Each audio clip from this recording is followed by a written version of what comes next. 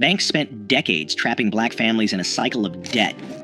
Yet in the 1960s, thousands of black men paid for every car, home, and appliance with cash, shutting the door on creditors entirely.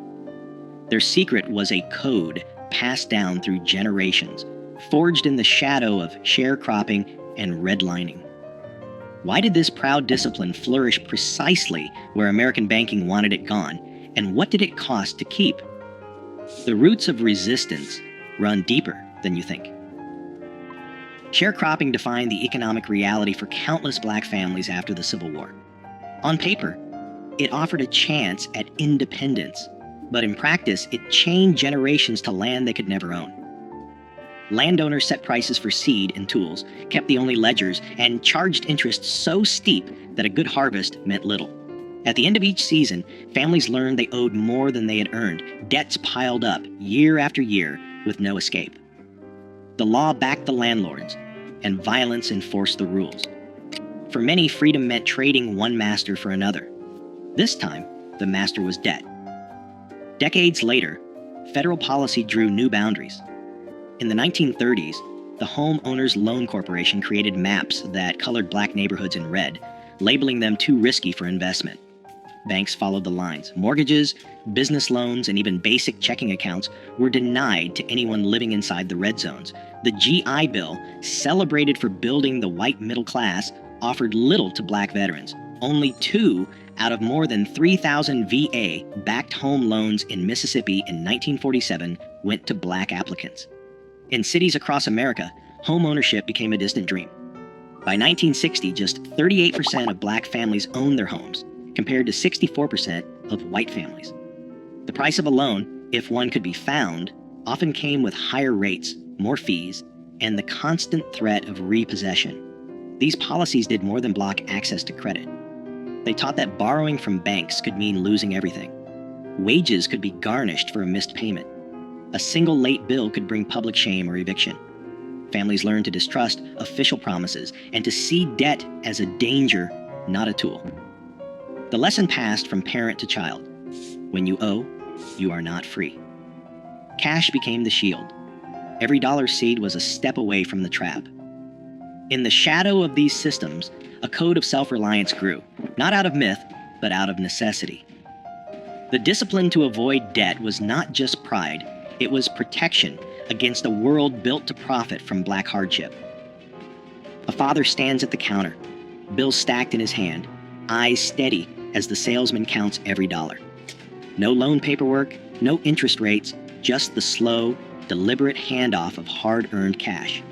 In kitchens across the country, this scene played out for refrigerators, washing machines, even used cars, anything big enough to threaten the family's security if it came with a monthly bill. The ritual was the same, months, sometimes years, of saving, each payday bringing the goal closer. The cash might be hidden in a coffee can, tucked behind flour in the pantry, or slipped beneath a loose floorboard. On the day of the purchase, children watched as fathers smoothed out creased bills that had passed through too many hands to count. Each dollar carried the weight of sacrifice, a skipped treat, an extra shift, a winter coat handed down one more season. Ownership meant more than pride. It meant safety. A car paid in full could not be repossessed after a missed payment. A refrigerator bought outright kept food cold, no matter what happened at work. The family's roof stayed over their heads because there was no mortgage for a bank to call in. The lesson was clear. If you could not pay cash, you waited. Debt was not just a number. It was a risk, a lever someone else could pull to take away what you had built. Stories passed down in living rooms and on front porches told of neighbors who lost everything over a single missed payment. The warning was woven into every decision. Don't owe nobody. Fathers taught sons to count their bills twice, to demand a receipt, to walk away from any deal that required a signature promising money not yet earned. Even the smallest purchases came with a sense of ceremony. The act of paying in cash was a declaration. No bank, no landlord, no creditor could claim a piece of what was yours. The discipline ran deep. No matter how tempting the new model or the salesman's pitch, the answer stayed the same: cash on the barrel or nothing at all. This was not stubbornness for its own sake. It was protection, passed down from men who had seen what happened when debt crept in. The pride in ownership was quiet, but fierce. Each paid-off possession was proof that freedom could be claimed, $1 at a time. Every household had its own system, but the kitchen drawer was sacred. Inside, envelopes lined up like soldiers, each one marked in careful handwriting. Rent, groceries, light bill, church, a little for savings. On payday, mothers sat at the table with stacks of cash, counting out each dollar by hand. No calculators, no bank statements, just memory and discipline. The ritual never changed. She would break the bills, fold them once, and slip them into their envelopes. If the grocery envelope ran low, meals got simpler. If the rent envelope was full, a sigh of relief might escape, but never a celebration. Money for treats or new shoes waited until every envelope had what it needed. Children learned early not to touch those envelopes. The lesson was clear. Each dollar had a job, and every job had to get done before anyone could think about extras. Sometimes a few bills got tucked away in a spot only she knew, behind a jar of beans, under the lining of her purse. Inside a book no one would open. That was emergency money. It was not for spending. It was for when the heater broke, or the landlord came around 2 days early, or a cousin needed bus fare home. Neighbors swapped stories about the best hiding spots, but the method was always the same. Never let money slip through your fingers. Never let a bill go unpaid. If an envelope emptied before the next payday, the answer was simple. You waited. No borrowing, no pleading with the store for credit. Credit was a trap, and mothers knew it. The empty envelope was a warning, not an invitation to spend what you did not have. This was more than thrift. It was a code. The envelopes kept the family safe, 1 week at a time. A new coat or a Sunday roast came only after the rent and lights were covered. The rules were strict, but they kept the wolves from the door. Children grew up watching, learning that every purchase was planned, every expense measured. The kitchen drawer, with its stack of envelopes, was the real bank, the only one that could be trusted. The layaway counter at the local department store was a familiar stop for families who refused to risk what little they had on credit. At Sears or JCPenney, a mother might place a winter coat or a child's bicycle behind the counter in August, leaving a few dollars each week until the final payment set it free. There was no interest, no paperwork, and no fear of a missed payment turning into a crisis. Clerks recognized regulars by name, sometimes calling out when a new shipment arrived or a sale was coming up. Each payment was recorded in a logbook, a quiet tally of patience and discipline. The item stayed locked away untouched until every dollar was paid. Then, and only then, did it belong to the family. Around the holidays, banks and savings clubs ran ads for Christmas clubs, inviting customers to deposit a little each week. By December, the bank handed back the total in cash, ready for gifts or a special meal. There was no temptation to borrow or run up a tab. The Christmas Club passbook, stamped with each deposit, became a small badge of pride. It was proof that waiting brought its own reward, that a holiday could be joyful without a single cent owed. For families who remembered the shame and danger of borrowing from landlords or store owners, these systems offered something rare: control. Layaway and savings clubs worked because they fit the rhythm of working life, the steady grind of paydays, the slow build toward a goal. There was comfort in knowing that the new dress or the toy train would come home only when it was truly paid for. Children learned the lesson early. Good things were worth waiting for, and nothing was more satisfying than carrying home a package that belonged to you outright. Even as department stores began to push credit cards and instant approval, many families held on to these habits. The layaway counter stayed busy through the 1960s, a quiet rebellion against the lure of easy debt. In the end, every purchase was a small victory, earned, not owed. In back rooms and kitchens across black neighborhoods, the susu was as steady as the ticking of a clock. 10 neighbors, each with a folded bill, gathered around a table. No paperwork, just trust. Every week, Each person contributed the same amount, and one member took home the pot. The next week, it was someone else's turn. The cycle continued until every hand had received a share. If a payment was missed, word traveled fast. The consequences weren't legal, but personal. A lost place in the circle, a loss of respect. In cities like Detroit and New York, these rotating savings clubs, rooted in West African tradition, helped families buy appliances, cover hospital bills, or send a child to college, all without a bank's permission. Barter wove another safety net. A mechanic traded a brake job for a basket of tomatoes. A seamstress hemmed pants for a sack of potatoes. Skills moved through the neighborhood as quietly as cash, and every exchange kept money close. Repairs stretched the life of radios, shoes, and washing machines. Nothing was wasted. A broken toaster found its way to the neighbor with a soldering iron and a knack for coaxing life from tired wires.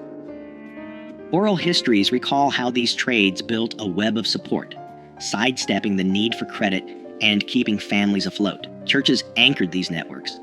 Sunday offerings funded more than sermons. They paid for groceries, rent, or a few dollars slipped into a father's hand after service. The help came quietly, with the understanding that one day the favor would be returned.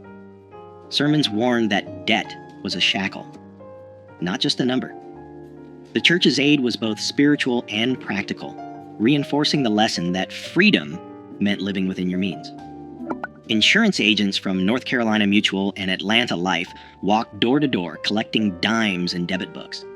These small premiums bought peace of mind, a dignified funeral, a cushion for hard times. The agent knew every family by name. Miss a payment, and the agent returned, not with threats, but with concern. Accountability ran both ways. Each system, susu, barter, church, insurance, rested on a single rule: take care of your own. Pride in these arrangements ran deep, proof that even when banks shut their doors, Black families could build wealth, protect each other, and remain free from debt. Credit offers began arriving in mailboxes, thick envelopes promising instant approval, and a line of credit with no questions asked. The language was slick: buy now, pay later, no money down, just sign and take it home. Department stores and national banks, locked out of Black neighborhoods for decades, now saw a new market. They sent out applications by the thousands, sometimes addressed to resident or occupant, hoping to catch anyone willing to bite. The numbers looked tempting: a bank AmeriCard with a $500 limit, a Sears card for new appliances, a department store line for back-to-school clothes. But the fine print told a different story. Interest rates hovered at 18%, sometimes higher. Annual fees chipped away at any savings. Miss a payment, and penalties stacked up fast. Late fees, higher rates, even threats of wage garnishment. Newspaper ads and radio jingles painted credit as a ticket to the American dream. In reality, the terms were designed to keep balances growing. A $200 refrigerator bought on credit could cost $350 by the time it was paid off. Department stores trained clerks to pitch store cards at the register, offering discounts on the first purchase but locking families into revolving debt. Some banks used out-of-state charters to sidestep local usury laws, importing higher Nebraska or South Dakota rates into cities like Detroit and Chicago. Letters arrived every week, each one promising a better life, each one a trap disguised as opportunity. The pressure was relentless. For families who had learned to save every dollar, the flood of offers felt like an attack on their discipline. The old code, wait, save, own, met a new world where patience was out of style and debt was sold as freedom. The first cracks appeared when neighbors started showing off new furniture or cars bought on credit, the price hidden behind a monthly bill. Banks called it progress. For many, it was the beginning of a new kind of risk. The old rules began to slip away in the late 1960s. Factories that once offered steady paychecks shuttered their doors, leaving entire neighborhoods without work. In Detroit, Chicago, Newark, and Watts, unrest swept through the streets. Businesses boarded up windows or left town altogether, taking jobs and stability with them. The corner stores that once offered layaway stopped offering the service. shifting to cash or credit-only policies as insurance costs soared and profit margins shrank. Families who had always relied on cash found their budgets stretched thin by rising prices and shrinking incomes. Savings, hidden in coffee cans and envelopes, vanished quickly when paychecks stopped coming. The Susu circles, once tight and reliable, struggled as members lost jobs or moved away. Even the church, a last line of defense, faced dwindling offerings as more families needed help than could give. The safety nets that had protected generations began to fray. Some men took on odd jobs or hustled for cash, but the steady grind that had made saving possible was gone. The discipline that had kept debt at bay became harder to sustain when every dollar was needed just to get by. Temptation grew as neighbors, desperate to replace what was lost, began to accept the credit cards and easy loans that filled mailboxes. The old warnings, never owe, never sign, faded under the weight of layoffs and closed factories. What had once been a badge of pride, living debt-free, felt less like a choice and more like a memory. The habits of patience and self-restraint, passed down for decades, were tested by forces no envelope system could hold back. In the space left by lost jobs and broken trust, debt began to creep in. Quiet at first, then all at once. Today, consumer debt in Black communities stands at record highs, while payday lenders crowd out old systems of mutual aid. The strategies once born of necessity now hold a blueprint for financial resilience, especially as predatory credit adapts with every decade. The question isn't whether those cash-based codes still matter. The question is, who has the power to remember and who profits if we forget? Let your thoughts spark the conversation.